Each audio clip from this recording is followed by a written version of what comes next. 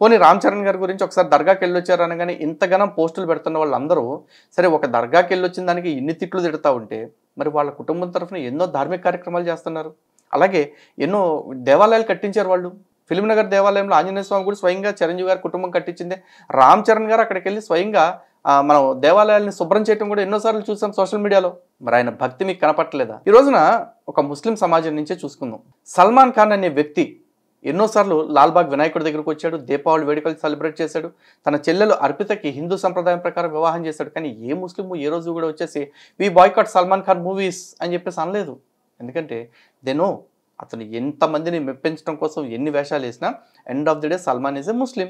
So ఆ Muslim is so committed to his religion. కాబట్టి అతన్ని వీళ్ళెవరో మేము బాయ్కాట్ చేస్తామని అనట్లా.